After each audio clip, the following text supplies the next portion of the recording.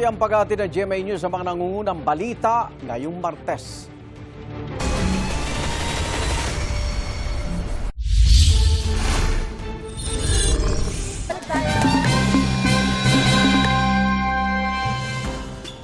Kapapasok lang pong balita, muling nagbuga ng oson o pyroclastic density current ang Bulkang Mayon.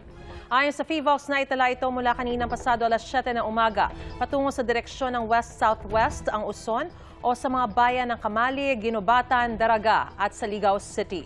Nakataas pa rin ang Alert Level 3 sa Bulkang Mayon. Mag-ingat po tayo mga kapuso. Problemado ang ilang magsasaka sa Albay kung paano makakabangon muli matapos padapain ang pag-alboroto ng Bulkang Mayon ang kanilang kabuhayan.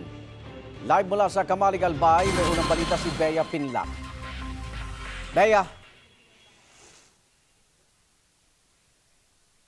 Igan, bago itong biglang buhos ng ulan, nagmistulang disyerto itong taniman sa Barangay Swa, Kamalig, Albay matapos nga mabagsakan ng napakakapal na abo dahil sa pag-aalboroto ng Mayon Volcano. Ipapakita ko sa inyo yung ilang pananim rito, itong talong, balot na balot po ng abo yung mga dahon at may bunga na sana siya pero ayon sa kapitan ng barangay, hindi na mapapakinabangan kasi palanta na yung halaman. Meron din ditong sili at okra at dito sa likod may mga hanay ng mais. Lahat po yan, palanta na po yung pananim kaya ayon nga sa kapitan ng barangay, mahigit kumulang 200 farmers ang affected. Dito pa lang yan sa Barangay Swa. Amo diyang grabe. Nagkaparantay. Naiko, na barang sa tanam. No, boss. Ya, di. Talagang di so grabe. Sa paanan ng Bulkang Mayon, dugot pawis ang puhunan ng maraming magsasaka ng Barangay Anuling, Kamalig. Ang mga pananim nila na malapit na sanang anihin sa isang iglap, naging abo dahil sa pag-alboroto ng Bulkang Mayon. Nangamatay rin ang ilan nilang alagang hayop. Napaiyak na lang ako kasi wala kami ibang inaasahan. Nasunog lahat. Kaya wala na. Kasi siguro ang mahirap sa amin yung dyan lang kami umaasa. Tapos siyempre may mga nag-aaral kaming anak na mahirap siguro sa isang tulad namin na dyan lang dyan lang kumukuha ng kabuhayan. Hindi pa raw nila lubos maisip kung paano muling makakabangon ngayong hindi man lang sila makalapit sa taniman nila. Siyempre, parang wala nang pag-asa. Mahirap nang makabalik. Parang delikado na pati buhay ng mga dyan. Takot na ang nararamdaman namin kasi tingnan mo, sobrang lapit na ng taniman namin dyan. Saan kami magsisimula? Ayun ang problema namin. Ang mga taniman nila nasa 6-kilometer danger zone ng bulkan kung saan bawal pumasok. May ilang magsasaka naman na pilit isinasalba ang mga tanim para sana maibenta ang mga ito. Kailangan namin ulan para maugasan to pero mahirap siguro Sigurado lugi na kami dito Sa Ginobatan, Albay, nangangamba na ang mga residente sa kalusugan nila kaya todo linis sila sa naiwang abo. May sakit nga ako. Nahirapan ako para kuha ng tubig. Lagi naman ganito, siyempre, nakasanayan na namin. Pero ngayon, nahirap na ako kasi matanda na ako. Nahirapan na ako. Hindi gaya noon, malakas pa ako. Siyempre, takot naman kami. Mga bata, magsakit naman. Pinatututukan na ni Pangulong Bongbong Marcos sa DOH at DSWD ang kalagayan ng mga residente. Ang DOH nandun din at nagbigay sila ng mga mask para yun nga sa usok at saka sa mga fumes na lumalabas. The first concern of course was the health concerns and we were able to bring out the people who were in the danger area. We were able to support them with medical attention. Ayon sa mga otoridad, halos 200,000 residente sa 130 barangay sa Albay ang apektado. Ilan sa kanila ang inilikas noong Enero pa nang isailalim sa Alert Level 3 ang bulkan. Meron tayong 1,444 na mga pamilya or 5,459 individuals po iyan na pansamantala nanunuluyan sa mga evacuation centers. May mga water filtration trucks tayo ng mga pinadala ang iba't ibang ahensya po ng mga DRRM councils, ganun din yung mga karating na mga probinsya nagpadala na rin. Pinag-aaralan pa rin kung dapat palawigin ang danger zone ng Mayon o itaas ang alert level nito. Igan, paulit-ulit yung paalala ng mga otoridad na bawal pong magtanim o gumawa ng any tourism activities at magkwari sa loob po ng 6-kilometer permanent danger zone ng Mayon Volcano. Dito sa kinatatayuan natin, nasa 7 to 8 kilometers ang layo niya sa Mayon Volcano na lubhang maapektuhan kapag napagdesisyonan na palawigin yung danger zone. Yan ang latest mula rito sa Albay. Balik sa iyo, Igan. Maraming salamat, Bea Pinlac. Ingat.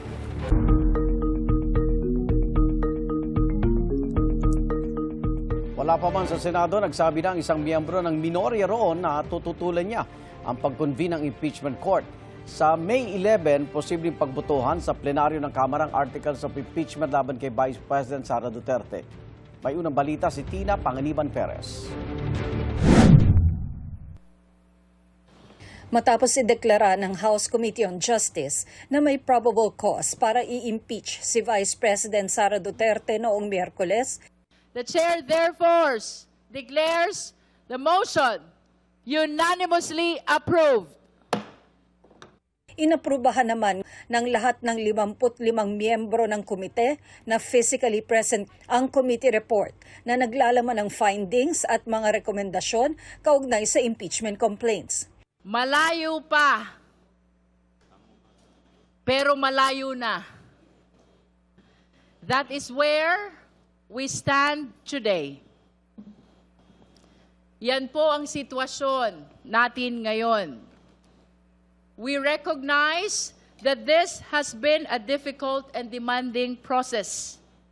But we also recognize how much we have already uncovered. Inaprubahan din ang resolusyong nagtatakda ng Articles of Impeachment. Ayon kay ML Party List Representative Laila De Lima, 4 na Articles of Impeachment ang inaprubahan ng komite.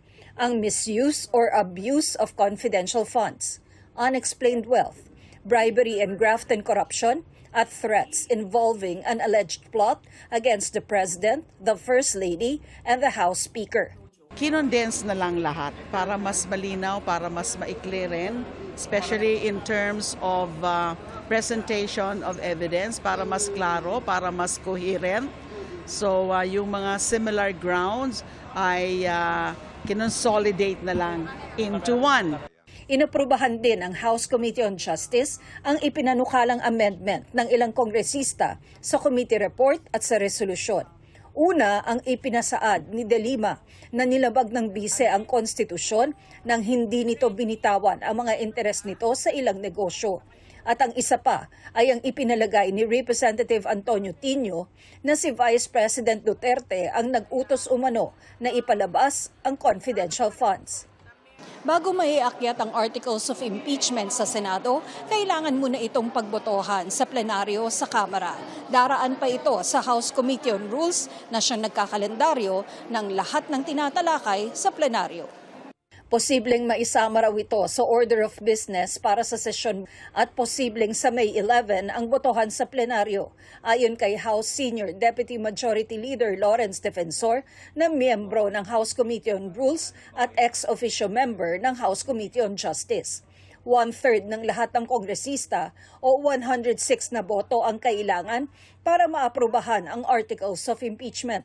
If the Vice President is guilty, let the truth convict her. If she is innocent, let the process clear her. But let it be done through the light of justice, not the shadows of silence. Oras na mai-transmit ng Kamara ang Articles of Impeachment sa Senado, iginiit ni Senate President Tito Soto na iko-convene agad ang Senate Impeachment Court. We have been doing our best to be ready. The Senate will do its job. Si Senador Robin Padilla, tututulan daw agad ang pag-convene ng Impeachment Court. Di ba ang papel naman ng minority to oppose? Hindi lang impeachment. Lahat ng bagay dito, ang trabaho namin ay i-oppose. So sana wag kaming pagbintangan. Kapag kami ay nag-oppose, wag kaming sabihan na kami ay bias. Nagkaroon ng caucus ang Senate minority. Pero hindi raw napag-usapan ng tungkol sa impeachment ayon kay Minority Leader Senador Alan Peter Cayetano dahil kulang ang mga miyembrong dumalo. We'll follow all the rules and the procedures, di ba? Yung guided naman kami lahat dahil marami ng mga abogado sa minority. So kung ano yung tama, ano yung rules, anong konstitusyon, anong batas, susundin namin. I have said time and again na ayoko ng impeachment. But since mukhang aakyat siya. Wala tayong magagawa. Well, inaabangan na namin at palagay ko 106 votes, madaling makuha. So ina-expect na namin, pinagpaparanungan. Dagdag ni Senadora Amy Marcos, tulad sa Kamara ay may pananakot din umano sa Senado para bumoto laban sa bise. For later release, ibig sabihin itetenga yung kanilang mga project. Ngayon yung 3 little letters daw, OMB, kakasuhan daw kayo. Ano ba ito, nananakot?